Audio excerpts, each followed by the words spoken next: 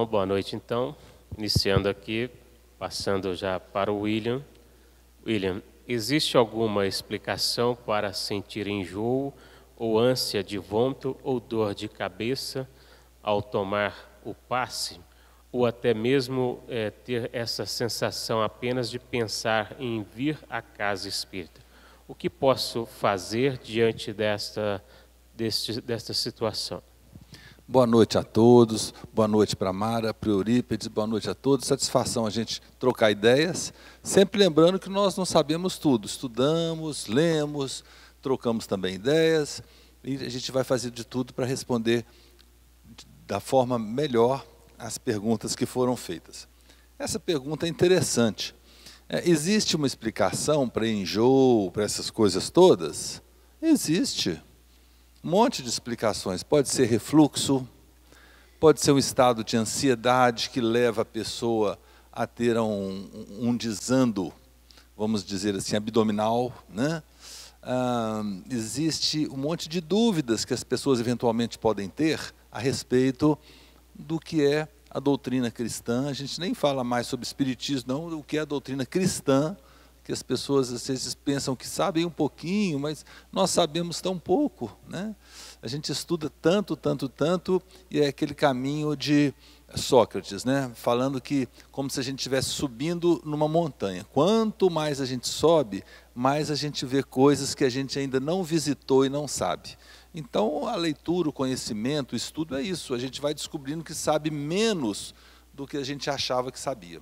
Então essa questão, as pessoas muitas vezes relacionam a vinda de uma casa espírita, porque tem esse nome assim, espírito, né, com algo que vai lhe trazer algo, ou lhe proporcionar algo transcendental.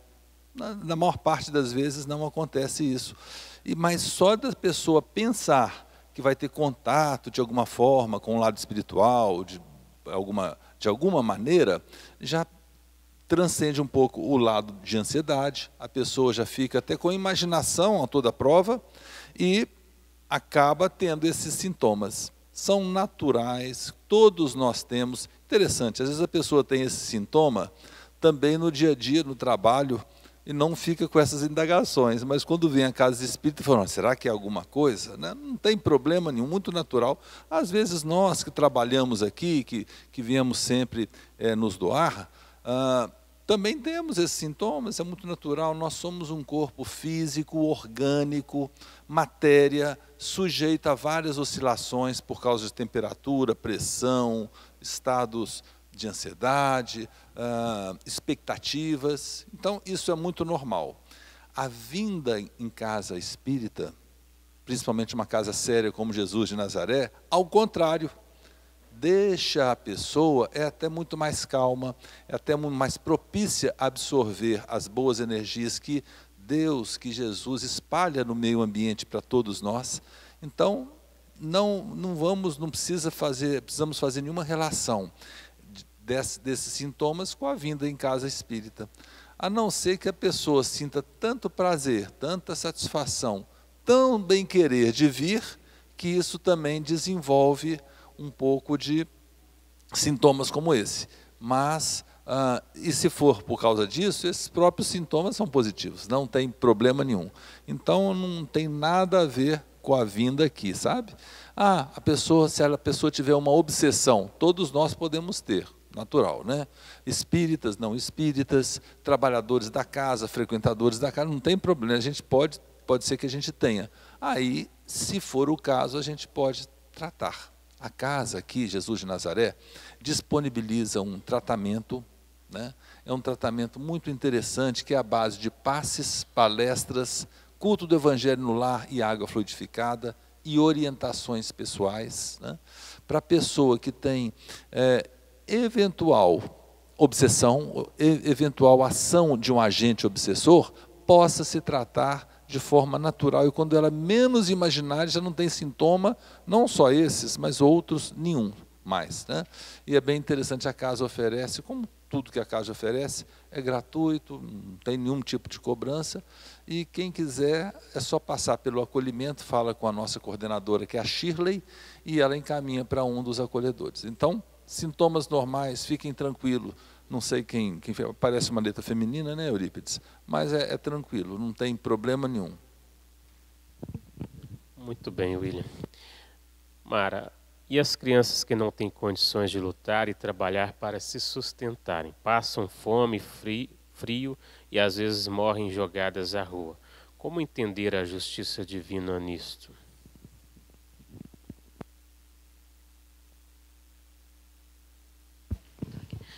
Boa noite primeiro, né, gente? Sejam bem-vindos. Nós gostaríamos de parabenizar todos vocês que estão aqui, porque estamos reunidos em nome de Deus, acima de tudo. E primeiro, nós temos que entender o seguinte: a justiça divina não tem nada a ver com isso. A justiça divina é perfeita. Se quisermos entender o que isso significa, muito assim, simples, olhemos para nós, organicamente, mentalmente, a nossa constituição física, a perfeição. A natureza. Agora, primeiro, crianças não têm que trabalhar. Crianças têm que ter escola, têm que ter família. E isso vocês vão me ouvir até na mensagem psicográfica depois, falando. Criança é criança, para início de conversa. E por incrível que pareça, né, as coisas não acontecem por um acaso. Hoje, escutando, vendo um estudo, foi dito que os países que têm mais dificuldade com relação à alimentação, à própria vida, inclusive infantil, é aquele que não tem conhecimento. O conhecimento liberta. Nós precisamos sair da inércia, da preguiça, de não olhar para o nosso só umbigo, porque o outro também depende de mim. A justiça divina é totalmente diferente da justiça humana. Agora, o que é que eu, Eurípides, cada um de vocês, pode fazer de diferente? Para início de conversa, eu gostaria que vocês pensassem em que mundo nós estamos? Friamente, sem reclamação, com os pés no chão, sem achar que alguém tenha a mais e que vai ficar assim mesmo. Como que é esse nosso mundo? É um mundo de muita paz, não é, gente?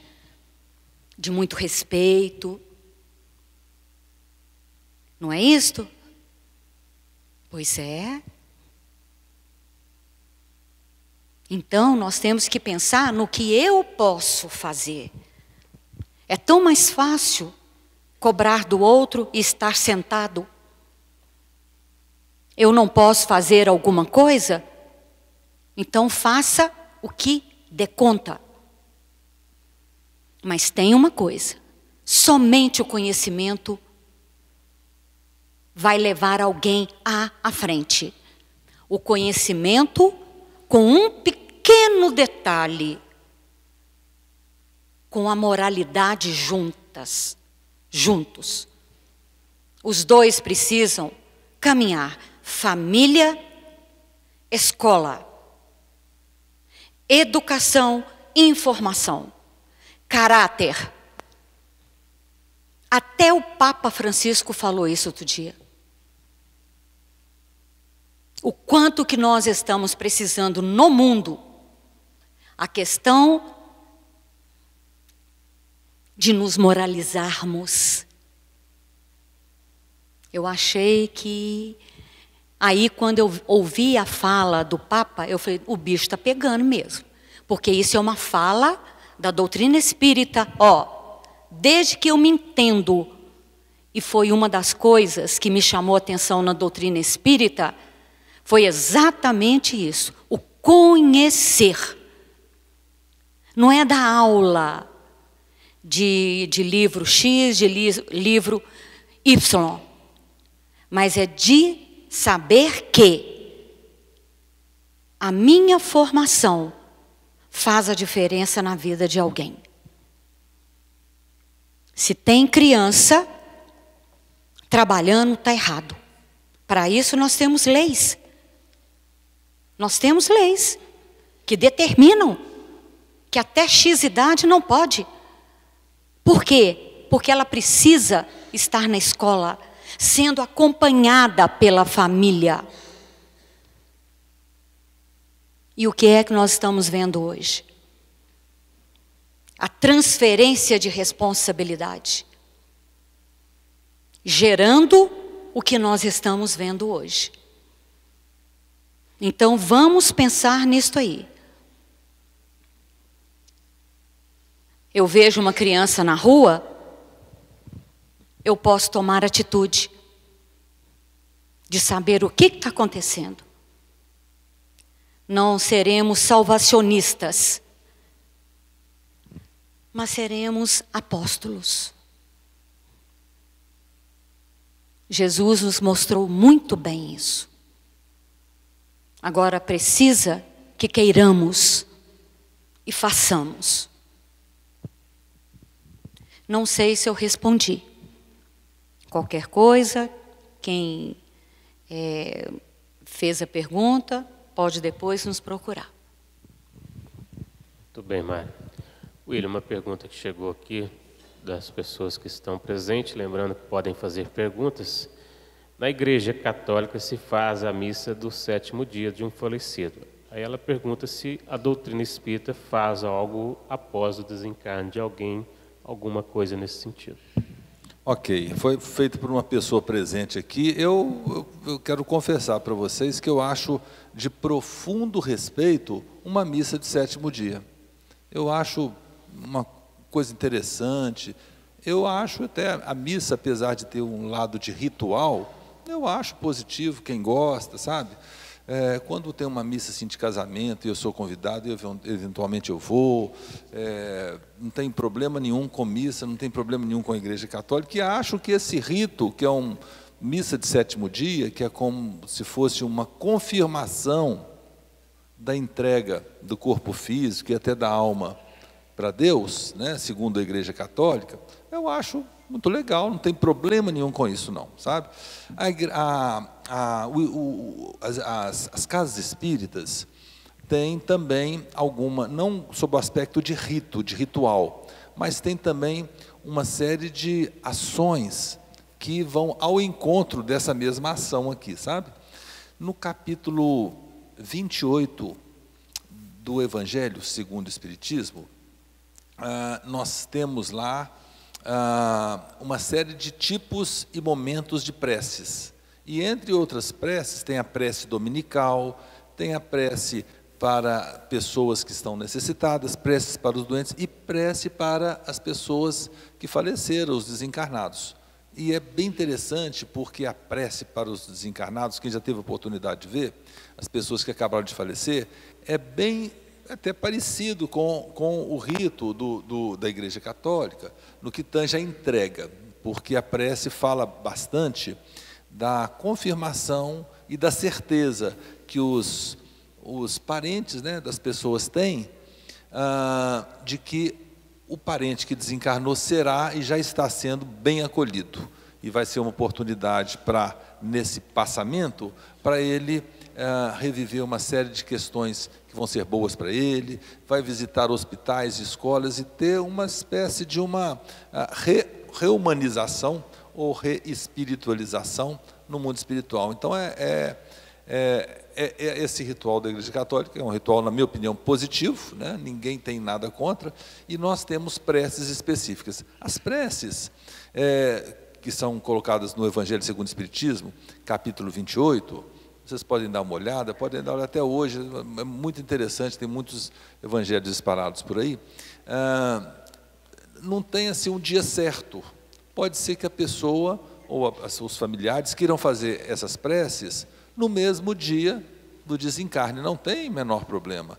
Querem fazer durante 3, 4, 5, 6 dias após o desencarne, também não tem problema, né? Todas essas questões são herdadas por costumes, né? A gente vai acostumando a fazer. Na época de Jesus, eram 7 dias de orações após a morte da pessoa, né? Talvez daí a Igreja Católica tenha puxado, né? E era um ritual, na verdade, judaico. Jesus, judeu, né, de família judaica, então tinha esses rituais, né?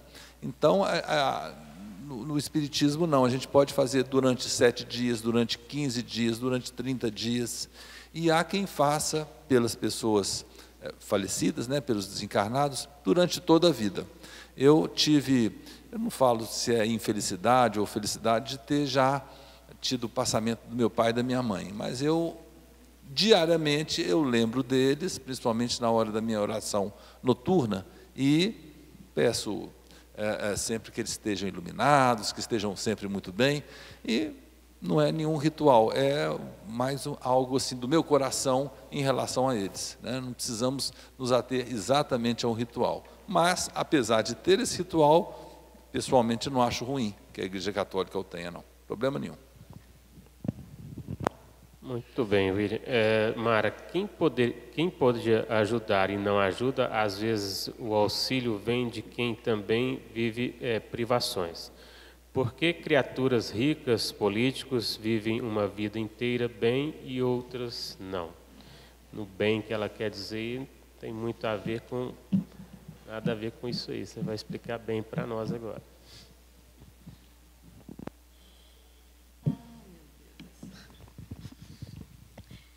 Quem poderia ajudar? A Mara gosta dessas perguntas, gente. Olha, eu não gosto muito de ficar tecendo filósofos X, Y, Z. É vida. Observem. Quem é que tem parado um pouquinho para observar a vida? Não é a vida do outro, é a vida. E o outro está no meio. As atitudes. Nós estamos falando de quê? Livre-arbítrio. A semeadura é livre, a colheita obrigatória. Quem poderia ajudar, não ajuda. Todos nós podemos ajudar. Não é o outro. Não é o Eurípides, o William. Sou eu. Eu tenho que fazer. Jesus esperou que os apóstolos fizessem para depois ele atuar? Ou ele foi atuando e vencendo pelo exemplo? É a nossa maior direção. Vamos pensar nisto. Outra coisa, o auxílio vem de quem vive de privações. Não, o auxílio vem de quem tem consciência, independente se está com privações ou não, ou seja, ciência do sofrimento. E eu volto na pergunta primeira. Nós temos observado à nossa volta? Já repararam que as pessoas consideradas mais simples são as pessoas que doam sem pedir, que fazem por amor, porque é só o amor que transforma, não tem outra situação. Se vocês arrumarem um, me apresentem, por favor. Porque é só o amor que faz a transformação. Se eu quero fazer o bem, eu corro atrás. Aliás, eu corro na frente, né? Claro. Essa casa é fruto de amor. E assim nós vamos vendo um monte de oportunidade. Criaturas ricas, políticos, vivem uma vida inteira bem, outros não. Será que estão bem mesmo? O que é estar bem? O que nós vamos levar desse mundo? A nossa consciência. Nós vamos deixar tudo. Aquilo que se considera bem. É bem eu ter essa mesa, bem é ter o celular de último tipo, não vou levar nada disso. Então, é com cada qual. Jesus perdeu a oportunidade, aliás, perdeu tempo cobrando, porque o outro não estava fazendo, não, ele fez. Onde ele passava, ele fez. Então, cabe a estes, sem entrar no mérito da questão, por favor, porque está aí, né? Que nós elegemos, e na maioria de nós temos preguiça de estudar, de conhecer, ou às vezes por causa de uma cesta básica, etc, etc, né? Fica o voto. Eu coloquei ele lá. Quem eu coloquei é perfeito? Não. Mas ele pode ser menos ruim, vamos dizer assim. Agora, a responsabilidade dele ninguém vai tirar. Ele vai ter que prestar conta. Então, faça da sua parte, que da minha aliviarei, diz Jesus. Lembrando também na passagem do Evangelho, né, Mara, onde ele coloca o óbolo da viúva, né, que ela lhe deu de si, ela deu tudo que tinha, conforme Jesus coloca. E aqui, com relacionar aqui aos ricos, aos políticos, será que de fato estão dando de si? Ou, vamos pensar assim, lembrando aqui a passagem do filme Ghost, quando o ator pede para aquela atriz entregar para aquela irmã de caridade aquele cheque, e ela ali segurando aquele cheque. Será que nós estamos naquela condição de dar de nós mesmos?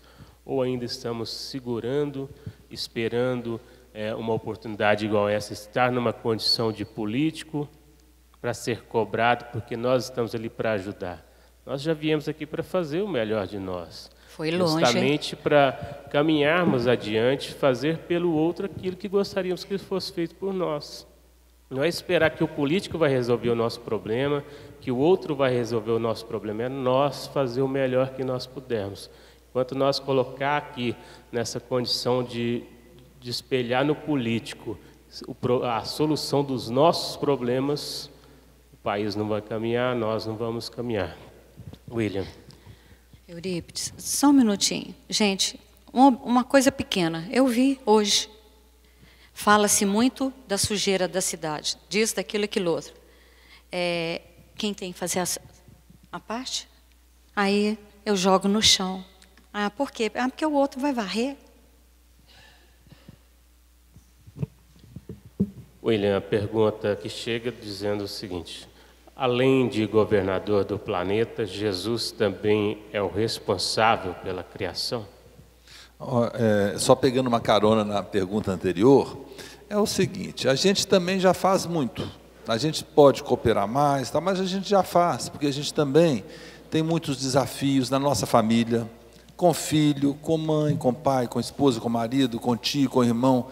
Então, a gente tem que se cobrar sim, mas com com menos ênfase, porque nós sabemos que todos nós passamos, não é verdade, por desafios. Podemos melhorar? Podemos, né? Até devemos, que quando a gente melhorar, nós vamos gostar mais de nós, mas que a gente já faz uma boa parte, tenho certeza que cada um aqui faz. Tanto que só de estarem aqui, ao invés de estar num ambiente, vamos chamar assim, profano, negativo, né? já é um grande avanço. A pergunta aqui, ó, do Mestre Jesus, se além dele ser o governador, ele também é responsável pela criação do planeta? Não, não, não.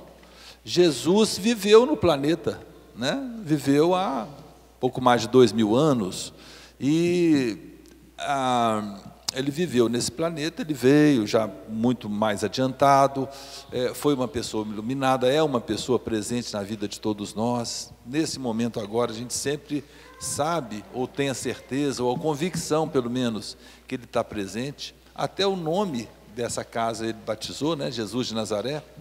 Então, mas ele não é essa questão de governador do planeta. É o seguinte: boa parte das nossas obras, do Pentateuco, né?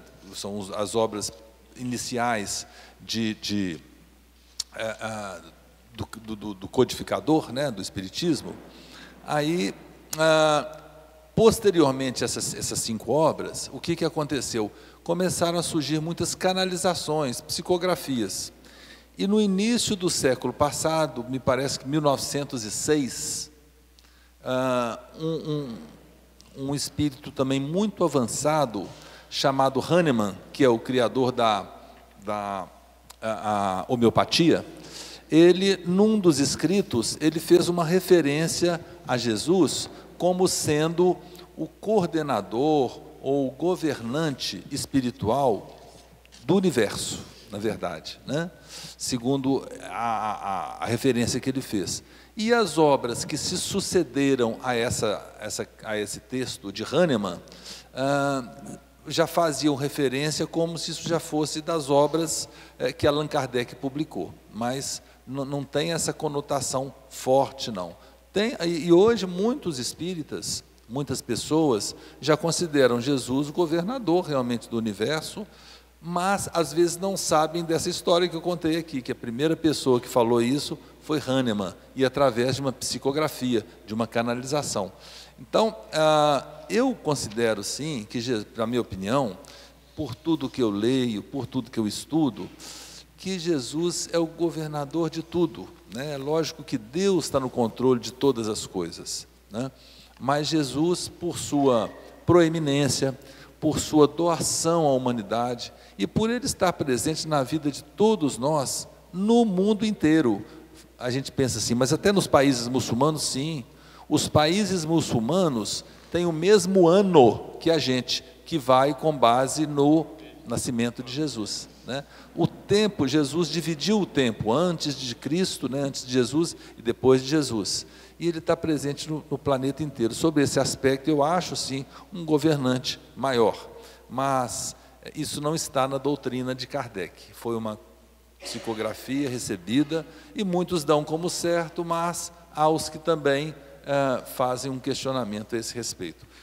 O importante é que Jesus, na minha opinião, seja o governador dos nossos sentimentos, ou seja, em vez da gente dar vazão à raiva, em vez da gente dar vazão à ansiedade, que a gente procure em Jesus uma razão para ter outros sentimentos, para Ele nos governar, que às vezes é tão difícil para nós, não é verdade?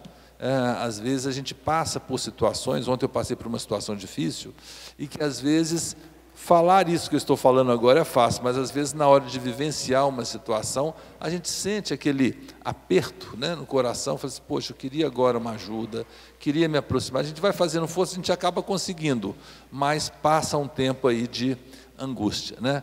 Então, se Jesus já for coordenador, já for governador do nosso coração, do nosso sentimento, já está muito bom. Igual o William colocou, nós lembramos também de um entendimento para nós que semelhante atrai semelhante, né?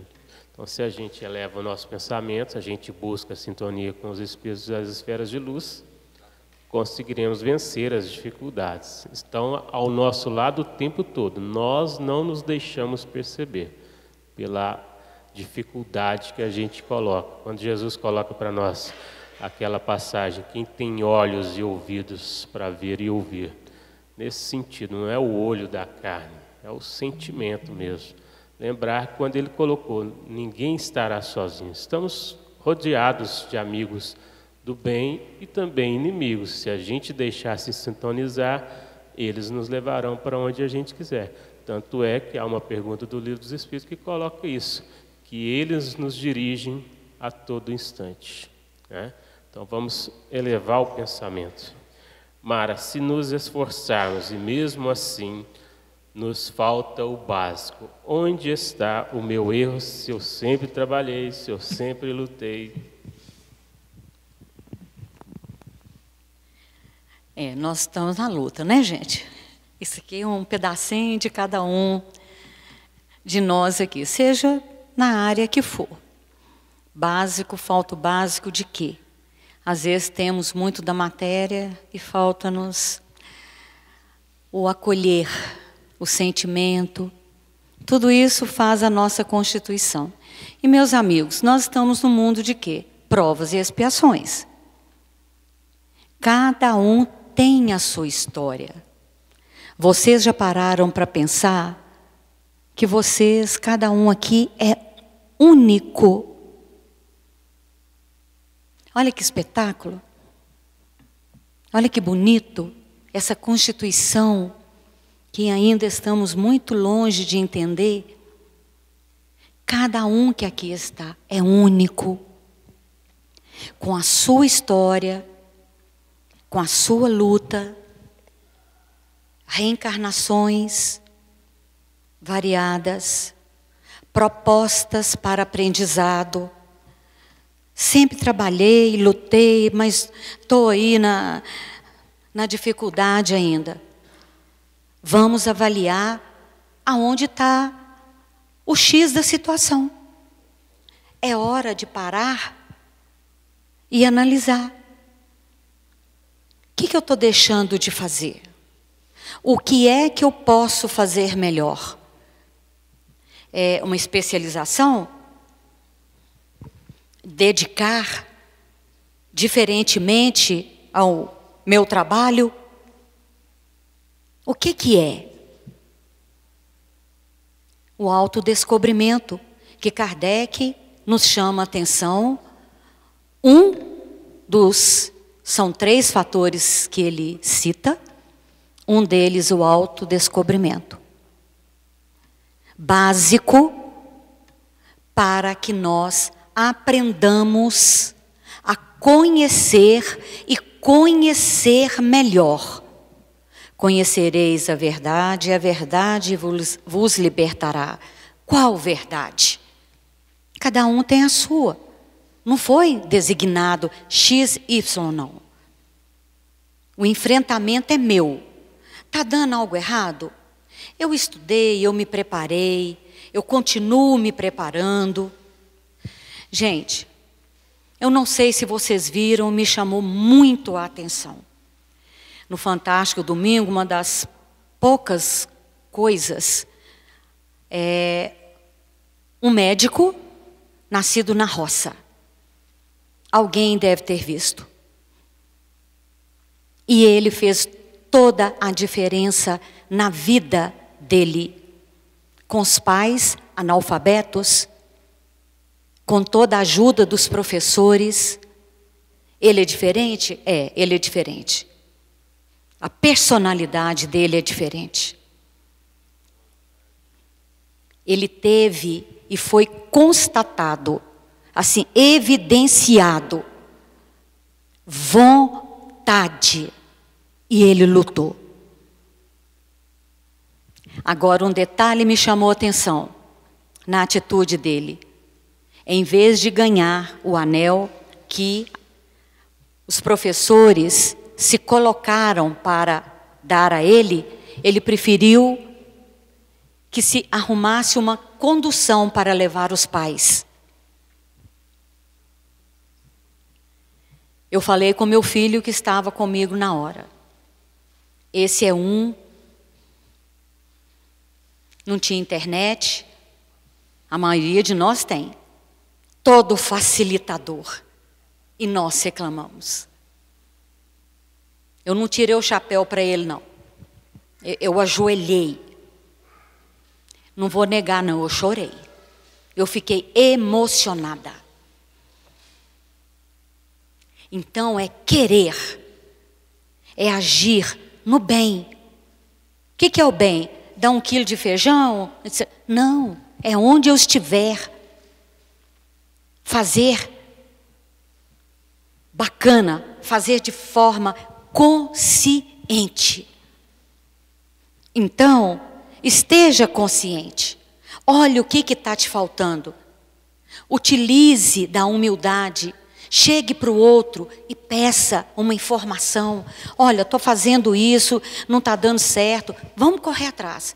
Mas não e nunca desanime. Todos nós temos os nossos desafios. Viemos para cá trazendo um compromisso primeiro comigo mesmo, de me melhorar, de fazer melhor nesta encarnação.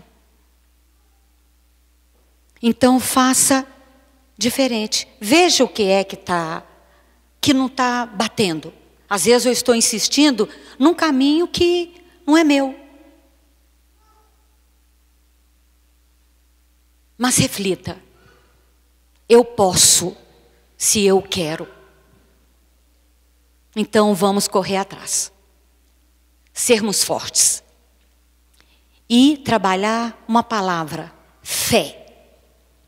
E a fé pede vontade. Eu não posso ter fé e sentar. E esperar que caia do céu. A fé é dinâmica. Ela é operosa. Pensem nisso.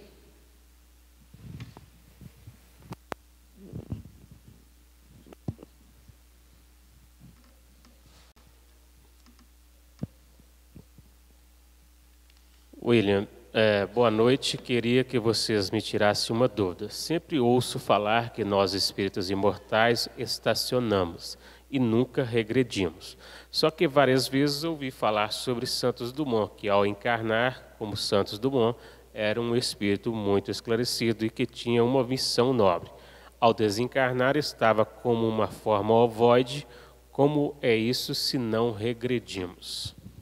A história de Santos Dumont é muito rica. Quem já teve a oportunidade de viajar ao exterior, em Paris tem uma rua com o nome de Santos Dumont. É interessante como é que no mundo inteiro ele é conhecido, né, como um dos inventores do avião. Os irmãos Wright também têm essa mesma reputação nos Estados Unidos. E, coincidentemente ou não, foi mais ou menos na mesma época, né, que houve essa invenção.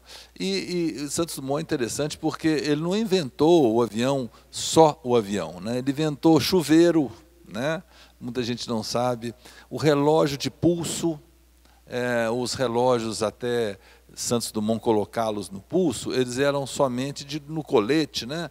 Era uma cordinha, como muita gente tem até hoje, parece com um objeto de relíquia, e para alguns é até chique. Mas Santos Dumont, ele tinha uma genialidade caracterizada. Ele era engenheiro, filósofo, formado em várias coisas, muito curioso a respeito da natureza. Mas ele tinha alguns traços também, que quem já leu um pouco a respeito dele sabe, ele tinha depressão. Santos Dumont tinha algumas dificuldades em relacionamento pessoal, e ele usava o tempo dele muito para essas incursões em ciência, em tecnologia, e ia passando o tempo dele, né? E ele viajava muito, ele era requerido por palestras em boa parte da Europa, nos Estados Unidos, né? Mas ele se matou. Santos Dumont cometeu suicídio. E há algumas informações, algumas psicografias que foram feitas, né, algumas canalizações, dando conta que ele teria se tornado um espírito, vamos dizer, inferior, No estudo sistematizado do Espiritismo, o ESD, fala que os primeiros espíritos são chamados ovoides. Quem já estudou sabe isso. Mas nem sempre. No caso de Santos Dumont, por ele ter a mente mais depressiva, por ele ter a mente um pouco mais voltada mais para a tecnologia e menos para relacionamentos pessoais, ele acabou que ele desencarnou e a pessoa, depois do desencarne, leva um tempo para se reequilibrar. E nesse período ainda de reequilíbrio, ele, como se estivesse autopunindo, ele se referenciou a si mesmo como, exatamente, como um espírito